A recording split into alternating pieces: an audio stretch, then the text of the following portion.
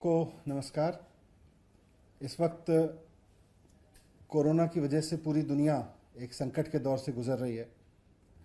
हमारे पेरेंट्स ने, हमारे ग्रैंड पेरेंट्स ने शायद कभी भी ये दौर नहीं देखा इतना बड़ा, इतना बुरा जितना इस वक्त पूरी दुनिया में आया हुआ है। हम सबको, सरकार को, कॉरपोरेट को, प्राइवेट सेक्टर को, एनजीओज को, सोसाइटी को, सारे लीडर्स को, सबको बहुत कंपैशनेट होकर काम करना है। अभी दिल्ली सरकार भी बहुत मेहनत के साथ में और बहुत फूंक फूंक के एक एक कदम रख के इस कोरोना के खिलाफ लड़ाई में लड़ रही है। सरकार सबको फ्री राशन दे रही है। करीब 90 लाख लोगों को फ्री राशन दे रही है। उसके अलावा 10 लाख लोगों को रोज़ाना लंच और डिनर कराया जा रहा है। कई लाख लोगों को मॉनेटरी सपोर्ट उनके अकाउंट में पहुंचाई गई है। कोरोना की वजह से दो सेक्टर सबसे ज़्यादा प्रभावित हो रहे हैं, इकोनॉमी और एजुकेशन। इकोनॉमी के फ्रंट पे भी बहुत सारे काम हो रहे हैं, लेकिन आज एजुकेशन पे मैं बात करने के लिए आपके बीच आया हूँ।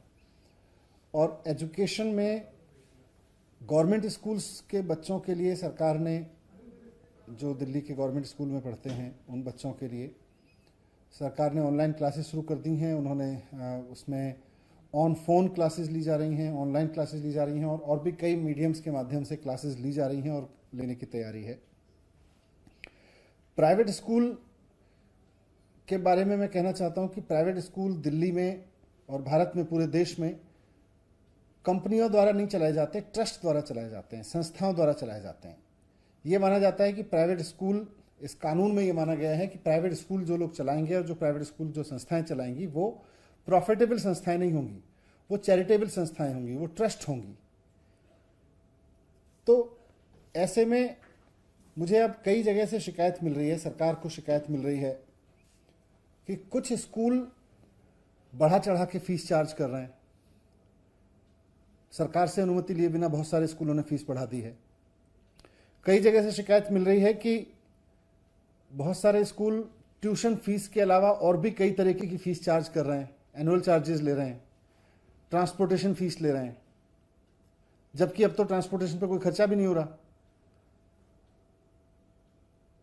पूरे पूरे क्वार्टर की फीस मांग रहे हैं बहुत सारे स्कूल्स।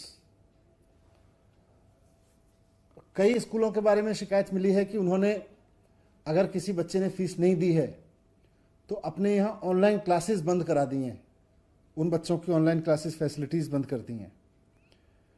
तो इतना नीचे गिरने की ज़रूरत नहीं है प्राइवेट स्कूल्स को। आप सब लोग एक ट्रस्ट के ज़रिए चलते हैं, एक संस्था के द्वारा चलते हैं, और उसमें आपका बेसिक मैंडेट है कि आप समाज सेवा करेंगे।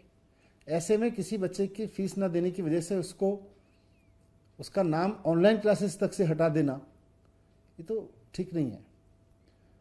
तो इसके बाद, इन सारी चीज़ों के बाद, इन सारी शिकायतों के अध्ययन के बाद में सरकार ने एक फैसला लिया है आज, और अभी एक आदेश जारी किया है थोड़ी देर पहले, जिसमें माननीय मुख्यमंत्री जी के आदेश पर यह निर्णय लिया गया है कि किसी भी प्राइवेट स्कूल को, वो चाहे सरकारी ज़मीन पर चल रहा हो या गैर सरकारी ज़मीन पर, प्राइवेट ज़मीन पर चल रहा हो, उसको फीस बढ़ाने की इजाज़त नहीं दी जाएगी। सरकार से पूछे बिना कोई भी प्राइवेट स्कूल फीस नहीं बढ़ा सकता, वो चाहे प्राइवेट स्कूल प्राइवेट ज़मीन पे चल रहा हो या गवर्नमेंट ज़मीन पे चल रहा हो। दूसरा, कोई भी स्कूल 3 महीने की फीस डिमांड नहीं करेगा, केवल ट्यूशन फीस डिमांड करेगा, वो भी महीनावार लेंगे। कोई स्कूल पेरेंट्स को 3-3 महीने की फीस नहीं चार्ज करेगा। इसके साथ जो ऑनलाइन एजुकेशन दी जा रही है बच्चों को स्कूल्स की तरफ से, प्राइवेट स्कूल्स की तरफ से, सभी बच्चों को देनी होगी। अगर कोई पेरेंट फीस नहीं दे पा रहा है तो उनके बच्चों का नाम ऑनलाइन टीचिंग से नहीं हटाया जाएगा, उनको ऑनलाइन फैसिलिटीज नहीं काटी जाएंगी। ये आदेश दिए हैं। साथ में कोई भी स्कूल ट्रांसपोर्टेशन फीस नहीं चार्ज करेगा इस दौरान, क्योंकि अभी ट्रांसपोर्टेशन पे कोई खर्चा नहीं है, इसलिए ट्रांसपोर्टेशन फीस चार्ज करने की जरूरत नहीं है। 1 महीने की फीस के अलावा कोई और 1 महीने की ट्यूशन फीस के अलावा कोई भी स्कूल, वो चाहे प्राइवेट जमीन पे बना है या सरकारी जमीन पे बना है, कोई भी स्कूल 1 महीने की ट्यूशन फीस के अलावा किसी भी पेरेंट से कोई और तरह की फीस चार्ज नहीं करेगा, ना ट्रांसपोर्ट फीस चार्ज करेगा, ना कोई एनुअल चार्ज करेगा, कोई चार्ज नहीं लेंगे। साथ में यह भी ऑर्डर दिया गया है कि सभी प्राइवेट स्कूलों की, चाहे वो सरकारी स्कूल पे, सरकारी ज़मीनों पे बने हैं या प्राइवेट ज़मीन पे बने हैं, ये जिम्मेदारी होगी कि वो अपने सभी स्टाफ को, टीचिंग और नॉन टीचिंग, कॉन्ट्रैक्ट का हो या आउटसोर्स किया हुआ हो, सभी स्टाफ को समय पे सैलरी उपलब्ध कराएंगे। अगर किसी तरह का उनके रेवेन्यूज में कोई शॉर्टफॉल है तो जो अपनी पेरेंट संस्था है उससे पैसा लेके पूरा करेंगे, लेकिन पैसे की कमी की वजह से किसी स्टाफ की सैलरी नहीं रोकेंगे और पैसे की कमी के बहाने पर किसी बच्चे को पढ़ने से नहीं रोकेंगे। ये दोनों इंस्ट्रक्शंस इस ऑर्डर में साफ साफ हैं।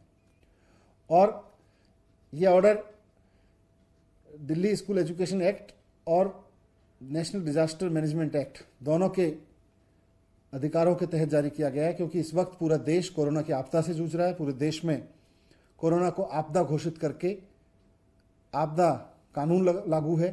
तो इस आपदा कानून के लागू होने के समय में इन आदेशों का जो पालन नहीं करेगा स्कूल, उसके खिलाफ दिल्ली स्कूल एजुकेशन एक्ट और आपदा कानून दोनों के तहत कार्रवाई की जाएगी। मैं फिर से समराइज कर देता हूं कि कोई भी स्कूल 1 महीने की ट्यूशन फीस के अलावा किसी भी तरह की और फीस चार्ज नहीं करेगा, ना ट्रांसपोर्टेशन फीस, ना कोई और एनुअल चार्जेस, ना कोई भी स्कूल सिर्फ इस वजह से कि कोई बच्चे ने फीस नहीं दी है उसको ऑनलाइन क्लासेस में शामिल होने से टर्मिनेट नहीं करेगा, उसको रोकेगा नहीं।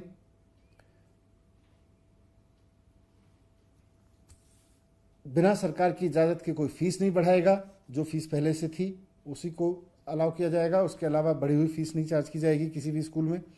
और साथ साथ सभी स्टाफ को, कॉन्ट्रैक्ट हों या आउटसोर्स किए गए हों, परमानेंट हों, टीचर्स, नॉन टीचर्स, सबकी सैलरी समय पे दी जाएगी। उसके लिए ज़रूरत पड़े तो अपनी पेरेंट संस्था से पैसा लेके दें, और जो इसका पालन नहीं करेगा उसके खिलाफ कार्रवाई की जाएगी।